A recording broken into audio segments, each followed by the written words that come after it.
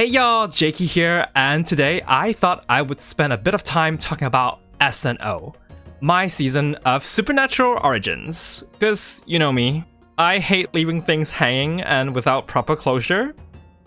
So here I am, spilling the tea of the full story behind the character I played, Julian Shakespeare, and how the series would have gone and ended. Let's get the biggest tea of them all out of the way. Mr. Julian Shakespeare, the so-called aspiring writer who wanted nothing but to write and publish his very own book, is a ghost. Oh yes, he might not know it himself initially, but this Shakespeare wannabe has been dead since the beginning of the series.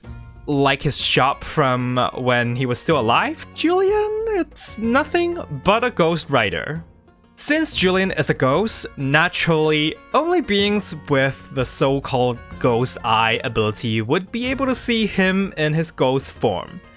And Kingston, which is Julian's traveling companion, when he first met him, has admitted that he has been able to see ghosts since a very young age, which is why he is able to see Julian. However, Kingston wasn't able to tell that Julian is one, and that entirely rests on the fact that Kingston is super oblivious and clueless to his surroundings. Some other characters we have met, like Sabine and Luca, the ghost feuding duo, as well as Lavendula, were able to see Julian as a ghost, but as we can see, they all didn't reveal to Julian that he is one. And the reasoning behind this was that they either believe that such truth should be unveiled by Julian himself when he comes to terms with his identity, or that being a ghost in this supernatural world was, not a big deal at all. So there was not really a point to explicitly mention or question it in front of Julian. For most of the other characters we met in the series, they naturally cannot see Julian, but somehow they were able to interact and see Julian. Why? Well, that is because Julian, who is a new ghost, unconsciously and uncontrollably takes possession of his traveling companion Kingston's body. So when others see Julian, they actually see him as Kingston, which is why in other people's point of view, you see my characters wearing the wrong skin, which is Kingston's skin. And that also explains Kingston's sudden missing and blackout moments, and of course his utter obliviousness provides the perfect disguise for the possession. But why did Julian possess Kingston and only Kingston's body so easily? Well, Kingston is a pleb. No, I'm just kidding. Obviously, the two spend a lot of time together, but the main factor lies in the necklace that was once given to Julian from Julian's aunt and was now gifted to Kingston, of course. Julian, his ghostly soul, is actually deeply tied to such necklace. Wherever the necklace goes, wherever Julian follows. Just like the goblet and stuff that the ghostly duo we see in the story, Luca and Sabine, that are tied to. So now, how did Julian Shakespeare die? I think that's the biggest question we all have now. And the fact is, Julian died at almost the very beginning of his self-journey of pursuing his dreams. And if you go back to the first episode, you might remember that Julian was being chased by a certain someone, which is Yo. I hope that's how you pronounce it. Actually, I forgot. I feel so bad. But yes, Yo, the character played by Devon. Yo was actually the first supernatural encounter Julian has, and you can tell that it didn't go well. I think what was discussed between me and Devon was that Yo was supposed to be tricking Julian into some sort of terrible scheme Yo has, and Julian saw a fire Yo started, and then Julian realized he was in some sort of hot water and he tried to escape, hence the whole chasing scene in the first episode in the forest.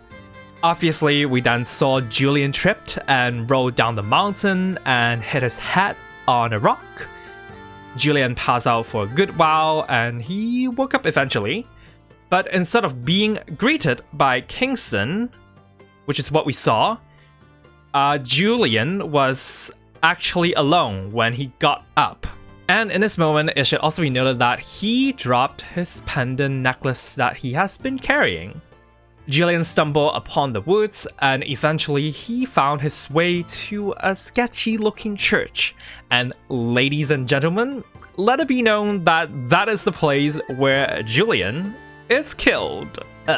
Okay, so this next part might be a bit vague because a lot of ideas were actually in my head and I only had a couple conversations with the fellow CCs due to schedule conflicts and how the state of the series went. But Julian, he was supposed to have gone to the church. He sought for shelter after getting his head hit and being chased by some crazy person. And Julian was taken in, and for a while things were actually good while he was spending time in church. For example, I remember I talked to Mitch about it, and both our characters were supposed to kind of bond over writing stuff because his gargoyle character, right, Sal, sort of like wrote diaries and I mean Julian write books. So there's that. But you know, Julian, he can't have nice things. He is a curious soul and he found out some sketchy things within the church, some wrongdoing, some scandalous stuff there eventually.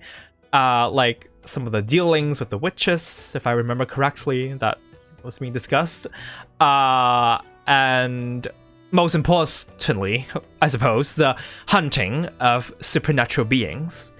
So, yeah, Julian got himself caught into something that he shouldn't have. And him being his naive self, thought that it would be a good idea to confront the most powerful figure within the church, which is supposed to be Father Ethan. Who's played by Naya, and because of how much Julian knows and that he swore to write to expose the church and blah blah blah, because you know Julian likes to challenge and push the boundaries of religious ideologies and beliefs in his writing. Julian was killed, presumably by Father Ethan, but this part was never fully confirmed, so take this part with a grain of salt. But at the end of the day, Julian is dead. And his death is kind of tragic and also super sudden, to a point that he didn't even realize he had died and become a ghost when he regained consciousness. He also lost most of his memory leading up to his death, which contributes to him being unaware of his death the whole time. And remember how I said Julian's soul is tied to the necklace when he became a ghost, and how Julian dropped the necklace when he hit his head in the forest? Well, Kingston stumbled upon where the necklace was around when he himself got to the forest, and when Julian regained consciousness and reappeared back as a ghost, that was when he was being greeted by Kingston, which was the scene that we saw in the first episode. So how this series would have gone had I kept doing it?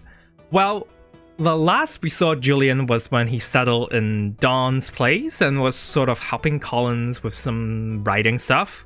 But eventually Julian was gonna bump into Yo again and have some sort of a deja vu moment where he realized he was in trouble when he was trying to study Yo for his book, I guess, and then he realized, oh, I'm in hot trouble, so I'm gonna escape and run away, and then blah blah blah, yada yada yada. He would find himself back to where it all started and ended, which is the church. From there, Julian would meet people within a church all over again, and because he would be in his Kingston form, so people wouldn't really recognize him as Julian.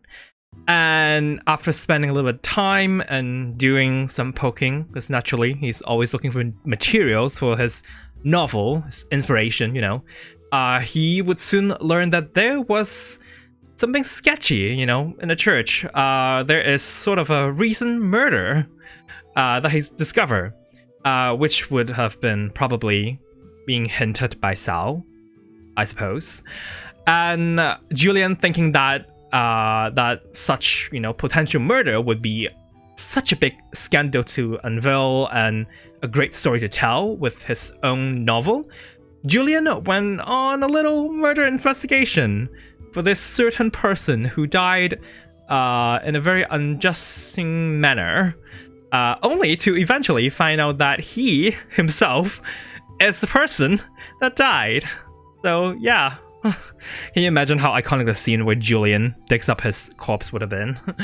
I would have died to see that. After that, I plan to have Julian go through a grieving process where he eventually would have accepted his death and that he's a ghost, but of course that would take a little bit of time. And he would also learn that he has been possessing Kingston's body, which was affecting Kingston's health and energy, as we already got a little bit of glimpse of that in the episodes that we had, where Kingston is, blacking out, disappearing certain times and feeling weak. And Julian would also, realize that he needs to learn to control his abilities as a ghost and learn ways other than possessing to communicate with other people. He would have got help from, let's say, Sabine and Luca, as well as Lavandula, which would have been pretty cute and wholesome, let's be honest. The things I planned for Julian to achieve at the end would have been him making use of his ghostly advantage to get information and help others from getting into danger. And he would also, obviously, confront whoever killed him. That's very important. And finally, he would finish writing his novel. Yeah, as a ghost, he learned how to pick up the pen. Which the novel would have been a story about a boy and his amazing and fun encounter within the supernatural world. And the boy in the story would have been revealed to be based on not Julian, but his traveling companion, Kingston Isaac Richard Benjamin Young. And with that being done, Julian realized, with his, unfinished business being fulfilled somehow, it was his time to leave the overworld. And he decided to ask Kingston to help him finish his dream, which is to publish the novel for him, which gave Kingston a proper purpose, actually, moving forward. And that is, fun fact, also what Kingston was actually looking for when he got told to leave his house by his parents in his first place. Because, in the first episode, he was like, he was told to do something. That's why he got to the forest and, soul searching, but he forgot what he was supposed to do. Well, it was actually, he was supposed to, just do something great in his life, and Julian gave him that. And with that, we would finally have a one last emotional scene that, of course, comes with a sentimental song, in true Jakey fashion. And then Julian would leave the world, and that is how the series would have ended. Speaking of songs, I actually have a lot of songs that I plan to do in this series. I had songs like Believer by Imagine Dragons, Anyone by Demi Lovato, a song called Ghost by Ella Henderson, Run by Snow Patrol, I Lived by One Republic, and of course, none of them happened, except for the only song we got at the beginning. You could probably tell the emotional struggle Julian was gonna go through if you know any of the song that I just mentioned. Oh, I actually did record another song fully for this series, like even before I started recording, which is a song that is called Read All About It, which is a song that you might find very familiar if you were a big fan of Magellicus. Well, I guess I can share a little sneak peek here to this lost cover, so at least I ain't lying. I wanna sing, I wanna shout, I wanna scream till the words dry out. So put it in all of the papers. I'm not afraid. They can read all about it. Read all about it.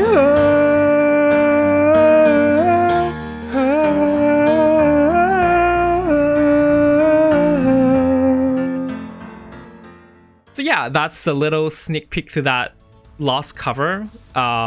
Should I release it? I don't know. I mean, there's no point to release it, but I mean, I did record a song, so kind of a waste, but you know, you let me know.